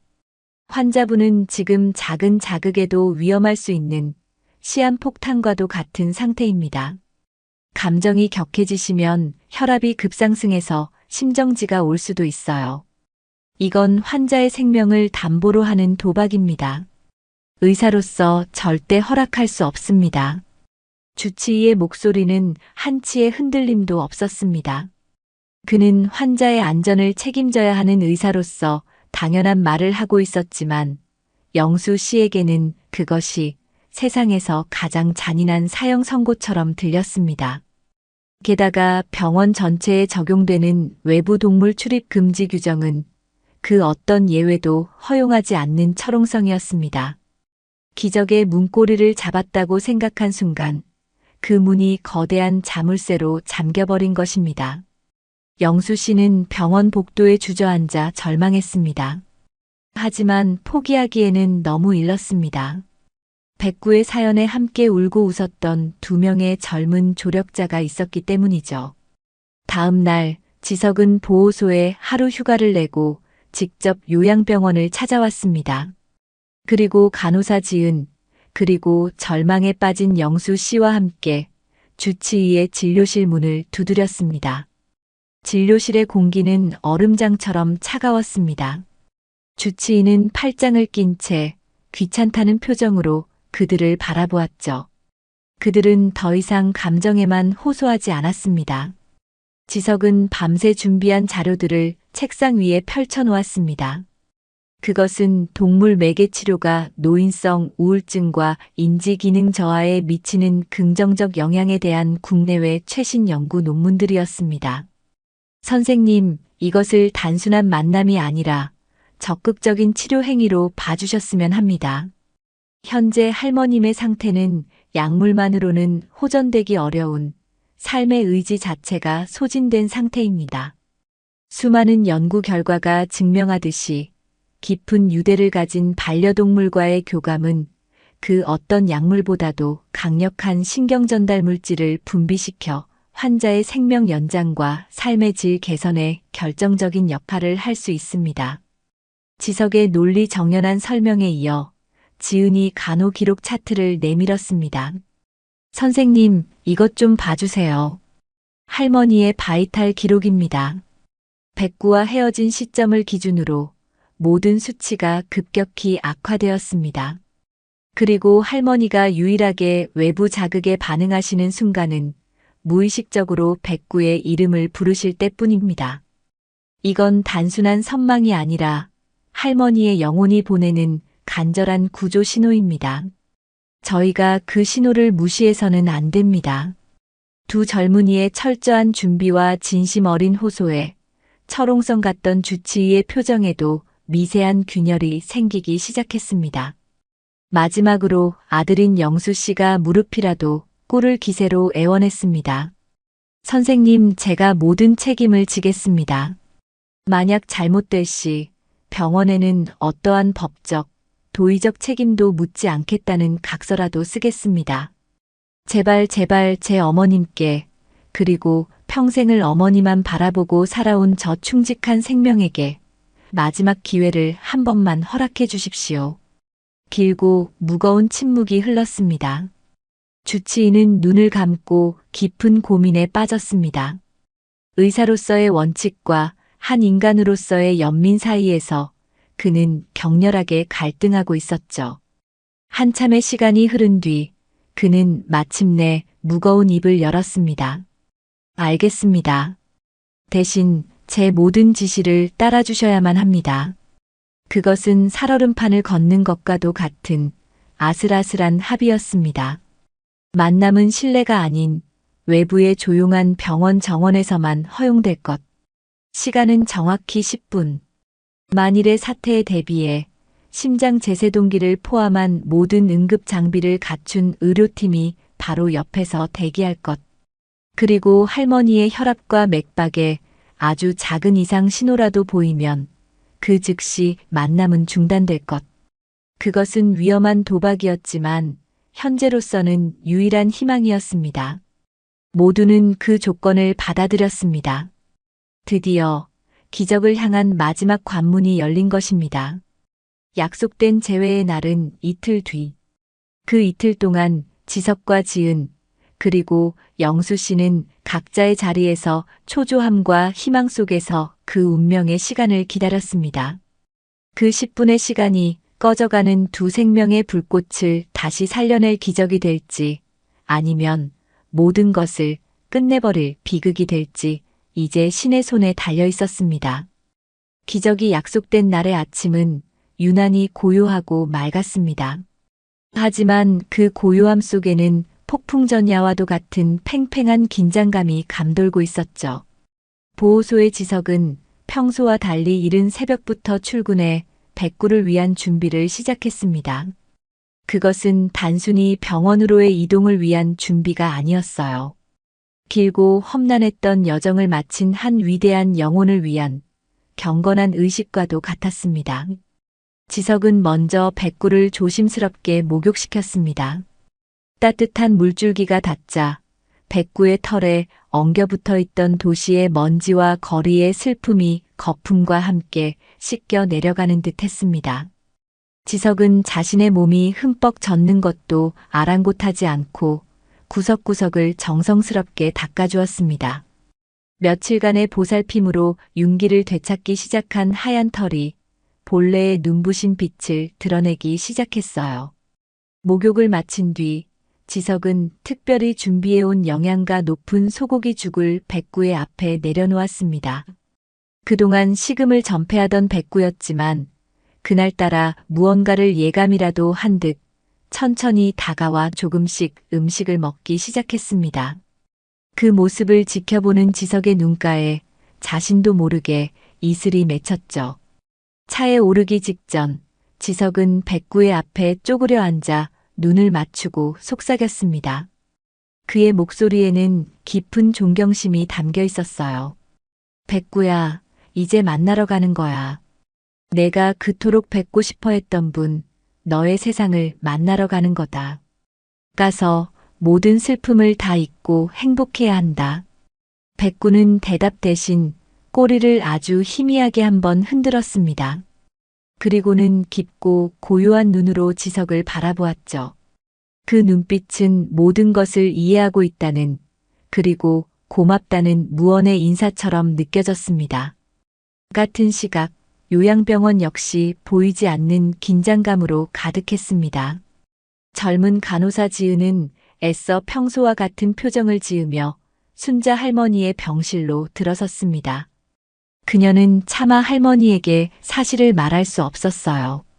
그저 할머니, 오늘 날씨가 너무 좋아서 의사 선생님이 특별히 정원에 나가서 햇볕 좀 쬐고 오라고 허락해 주셨어요 라고 둘러댈 뿐이었습니다. 순자 할머니는 여느 때처럼 아무런 반응 없이 허공만 응시하고 있었죠. 지은은 할머니에게 가장 깨끗하고 따뜻한 외투를 입혀드리고 무릎에는 두툼한 담요를 덮어드렸습니다. 아들인 영수 씨는 병실 복도를 차마 들어오지 못하고 초조하게 서성이다 담배만 연신 피워댔습니다. 그의 얼굴은 기대와 공포가 뒤섞여 하얗게 질려 있었어요. 병원 정원의 한쪽 구석에서는 의료진들이 응급 카트와 심장 제세동기를 배치하며 만일의 사태에 대비하고 있었습니다. 그들의 신중하고 절도 있는 움직임은 오늘의 만남이 단순한 이벤트가 아니라 한 사람의 목숨이 걸린 중대한 일임을 실감하게 했죠. 마침내 모든 준비가 끝났을 때 주치의가 영수 씨와 지석, 지은을 불러 모아 마지막으로 경고했습니다. 다시 한번 말씀드리지만 약속 시간은 정확히 10분입니다. 환자분의 상태에 아주 작은 변화라도 감지되면 전 즉시 중단시킬 겁니다. 모두 제 통제에 따라주셔야 합니다. 차가운 공기가 모두의 어깨를 짓눌렀습니다. 그리고 마침내 약속된 시간이 되었습니다. 지석이 운전하는 차가 병원 주차장에 도착했습니다. 차에서 내린 백구는 주변의 풍경을 둘러보며 공기의 냄새를 깊이 들이마셨습니다. 병원 특유의 소독약 냄새, 하지만 그 너머로 희미하게 풍겨오는 풀과 흙의 냄새. 백구는 불안해하지 않았습니다. 오히려 그동안의 여정 중 가장 침착하고 위험 있는 모습이었죠. 지석이 백구를 데리고 약속된 정원으로 들어섰을 때 저편에서 지은이 미는 휠체어에 앉은 순자 할머니의 모습이 보였습니다. 휠체어는 아주 천천히 마치 시간이 멈춘 듯 느리게 다가오고 있었어요. 할머니는 여전히 초점 없는 눈으로 정원의 바닥만 내려다보고 있었습니다. 그 순간이었습니다. 백구가 그 휠체어를 본 순간 그 자리에 우뚝 멈춰 섰습니다. 온몸의 근육이 돌처럼 팽팽하게 긴장했고 털이란 털은 모두 곤두섰습니다. 그리고 그의 목구멍 깊은 곳에서 아주 낮고 애절한 크응하는 신음소리가 새어나왔습니다. 비록 멀리 있었고 모습은 초라하게 변했지만 백구는 단번에 알아볼 수 있었습니다. 저 작은 실루엣, 저 익숙한 분위기, 자신의 세상 전부였던 그 존재를 말입니다. 백구의 그 작은 소리가 바람을 타고 할머니의 귀에 닿았던 것일까요? 아니면 수십 년간 이어진 영혼의 교감이 마침내 기적을 일으킨 것일까요? 아무런 반응도 없던 할머니가 아주 천천히, 정말 아주 느리게 고개를 들었습니다. 생기 없이 흐릿했던 그녀의 눈동자가 정원 풍경 위를 목적 없이 떠돌다가 마침내 한 곳에 멎었습니다. 지석의 옆에 서 있는 눈부시게 하얀 진돗개. 시간이, 공간이, 세상의 모든 것이 그 순간 정지했습니다. 한참의 침묵. 할머니의 눈동자에 아주 희미한 파문이 일었습니다. 굳게 닫혀있던 기억의 수문이 아주 조금씩 열리기 시작하는 듯 했죠. 지석은 더 이상 기다릴 필요가 없다는 것을 직감했습니다. 그는 백구의 목에 걸려있던 목줄의 클립을 딸깍 소리와 함께 풀었습니다. 자유로워진 백구는 그러나 미친 듯이 뛰거나 짖지 않았습니다. 그는 먼저 지석을 한번 돌아보았고 그 눈빛에는 감사의 인사가 담겨 있었죠. 그리고는 몸을 돌려 오직 한 방향 휠체어가 있는 곳을 향해 나아가기 시작했습니다. 그것은 단순한 움직임이 아니었습니다. 한 걸음 한 걸음 땅을 딛는 발걸음에는 수백 리를 헤매며 겪었던 고통과 수많은 밤을 지새우며 삼켰던 그리움이 담겨 있었습니다. 그것은 집을 나간 탕자가 돌아오는 길이었고 긴 전쟁을 마친 영웅이 귀환하는 행진이었으며 충직한 영혼이 자신의 신에게로 돌아가는 순례의 길이었습니다. 마침내 백구는 휠체어 앞에 다다랐습니다. 그는 할머니의 얼굴을 올려다보았습니다. 그리고는 훌쩍 뛰어올라 안기는 대신 아주 조심스럽고 경건하게 할머니의 무릎 위 담요가 덮인 그곳에 자신의 머리를 가만히 기댔습니다. 그리고는 눈을 감았습니다. 그동안 참아왔던 모든 서름과 그리움, 그리고 마침내 찾았다는 안도감이 뒤섞인 길고 애달픈 낑낑거림이 정원의 고요함을 깨뜨렸습니다. 바로 그 순간 기적이 일어났습니다. 몇 달 동안 미동조차 거의 없었던 그저 담요 위에 힘없이 놓여있기만 했던 순자 할머니의 오른손이 아주 천천히 마치 녹슨 기계처럼 떨리며 허공으로 들어 올려졌습니다. 그 손은 잠시 방향을 찾지 못하고 허공을 헤매는 듯 하더니 이내 정확히 아래를 향해 내려와 백구의 머리 위에 사뿐히 내려앉았습니다. 앙상하게 마른 손가락이 힘겹게 백구의 부드러운 털을 어루만졌습니다. 그리고 할머니의 메마른 입술이 열렸습니다. 갈라지고 잠겨있던 목소리. 하지만 그곳에서는 세상에서 가장 분명하고 아름다운 한마디가 흘러나왔습니다. 백구야. 그 한마디에 닫혀있던 모든 것이 열리고 멈춰있던 모든 것이 다시 흐르기 시작했습니다. 할머니의 눈가에서 뜨거운 눈물 한 방울이 주름진 뺨을 타고 또르르 굴러떨어졌습니다. 그 광경을 지켜보던 모든 사람들이 숨을 죽였습니다. 냉철함을 유지하던 주치의는 벌어진 입을 다물지 못했고 간호사 지은은 두 손으로 입을 막은 채 소리 없는 눈물을 흘렸습니다. 아들 영수 씨는 결국 그 자리에 주저앉아 아이처럼 목 놓아 울며 땅을 쳤습니다. 주치의는 떨리는 손으로 응급 카트의 모니터를 확인했습니다. 놀랍게도 위험할 정도로 낮았던 할머니의 혈압과 맥박이 거짓말처럼 정상 범위로 돌아오고 있었습니다. 그는 10분의 제한 시간을 알리는 대신 조용히 고개를 돌려 그들의 재회를 외면해 주었습니다. 순자 할머니는 계속해서 백구의 머리를 쓰다듬으며 끊어질 듯 이어지는 목소리로 속삭였습니다. 내 강아지 우리 백구 어디 갔다가 이제야 왔어. 이 늙은이를 혼자 두고. 백구는 대답 대신 할머니의 손등을 부드럽게 하찼습니다. 다시는 당신 곁을 떠나지 않겠다는 굳은 맹세와도 같은 몸짓이었습니다. 햇살이 가득한 병원 정원, 수많은 눈물 속에서 시들어가던 늙은 생명과 상처 입은 어린 영혼은 그렇게 서로를 보듬으며 다시 하나가 되고 있었습니다.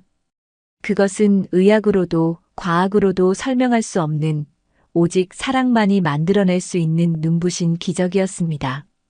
정원에서 일어난 기적은 그 자리에 있던 모든 이들의 마음 속에 영원히 지워지지 않을 깊은 흔적을 남겼습니다. 주치의가 약속했던 10분이라는 시간은 아무런 의미가 없었죠. 그는 자신의 규정과 원칙이 눈앞에서 펼쳐지는 숭고한 생명의 교감 앞에서 얼마나 하찮은 것인지를 깨달으며 1시간 가까이 그들의 재회를 묵묵히 지켜보았습니다.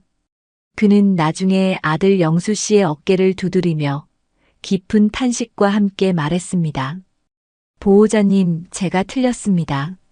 지난 수십 년간 의사로서 쌓아온 제 지식과 경험으로는 오늘 일어난 일을 도저히 설명할 수가 없군요.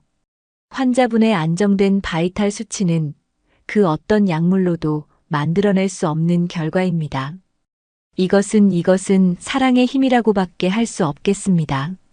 그날 이후 병원에는 놀라운 변화의 바람이 불기 시작했습니다. 주치의는 자신의 권위와 병원의 규정을 스스로 깨고 백구의 정기적인 면회를 김순자 할머니의 공식적인 치료 과정의 일부로 처방했습니다. 동물 매개 치료라는 거창한 이름 아래 백구는 하루 한 번 할머니의 병실까지 들어올 수 있는 유일무이한 특별 치료사가 된 것입니다. 백구와의 재회는 꺼져가던 순자 할머니의 생명에 다시 불을 붙였습니다. 그녀의 변화는 기적 그 자체였어요. 며칠 동안 식음을 전폐하던 그녀가 우리 강아지 좋은 것 먹이려면 나부터 기운 차려야제라며 스스로 죽그릇을 들기 시작했습니다. 말문을 닫고 허공만 바라보던 그녀가 간호사 지은의 손을 붙잡고 백구의 어릴 적 이야기를 밤새 들려주기도 했죠. 꾀병을 부리며 주사를 맞지 않으려 도망 다녔던 일, 멧돼지로부터 밭을 지켜내 온 동네의 칭찬을 받았던 일 등 그녀의 기억은 놀라울 정도로 선명하게 되살아났습니다. 가장 큰 변화는 재활치료에 대한 태도였습니다. 그토록 거부하던 고된 물리치료를 그녀는 이를 악물고 받기 시작했습니다. 그녀에게는 너무나도 명확한 목표가 생겼기 때문이죠. 내 두 다리로 다시 걸어서 우리 백구 산책시켜줘야 한다. 그 목표 하나가 수십 가지의 약물보다 수백 번의 격려보다 더 강력한 동기가 되었습니다. 병실 복도에서 백구가 곁을 지키는 가운데 재활기구에 의지해 한 걸음 한 걸음 힘겹게 내딛는 할머니의 모습은 병원의 모든 이들에게 깊은 감동과 희망을 주었습니다. 아들 영수 씨 역시 완전히 다른 사람이 되었습니다. 백구를 잃어버리고 어머니가 쓰러졌던 시간 동안 그를 짓눌렀던 지독한 죄책감은 이제 무엇으로도 바꿀 수 없는 굳건한 책임감으로 바뀌어 있었죠. 그는 더 이상 주말에만 얼굴을 비추는 아들이 아니었습니다. 매일같이 회사 일이 끝나면 병원으로 달려와 어머니의 말벗이 되어드리고 백구를 데려와 함께 시간을 보냈습니다. 그는 깨달았습니다. 자신이 그동안 어머니에게 보내드린 용돈이나 비싼 선물이 아니라 바로 이 함께하는 시간이야말로 진정한 효도였다는 것을요. 그는 새로운 미래를 구상하기 시작했습니다. 더 이상 어머니와 백구를 떨어뜨려 놓을 수는 없었습니다. 그는 수소문 끝에 자신이 사는 아파트 근처에 반려동물과 함께 입주할 수 있는 노인 요양시설을 알아보기도 하고 아예 자신의 집을 증축하여 어머니와 백구가 함께 지낼 공간을 만들 계획을 세우기도 했습니다. 그의 얼굴에는 더 이상 과거에 대한 후회가 아닌 미래에 대한 다짐과 설렘이 가득했습니다. 백구의 기적은 병원 담장 너머로도 퍼져나갔습니다. 수의사 지석은 백구의 사연을 계기로 동물보호소의 열악한 현실을 개선하기 위한 펀딩을 시작했고 백구의 이야기에 감동한 수많은 사람들의 후원이 이어졌습니다. 그는 더 이상 번아웃에 시달리는 냉소적인 수의사가 아니었어요. 모든 생명은 저마다의 위대한 서사를 가지고 있다는 것을 깨닫고 다시 한번 뜨거운 열정으로 심장이 뛰는 진짜 수의사로 거듭났습니다. 간호사 지은 역시 환자에 대한 깊은 공감과 관찰력을 인정받아 병원에서 우수 직원으로 표창을 받기도 했답니다.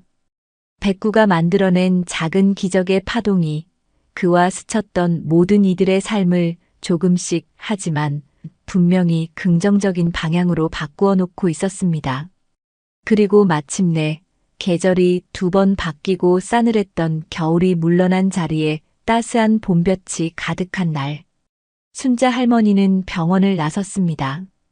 아들 영수 씨가 미는 휠체어에 앉아 있었지만 그녀의 얼굴은 입원하던 날과는 비교할 수 없을 정도로 생기와 행복으로 빛나고 있었죠.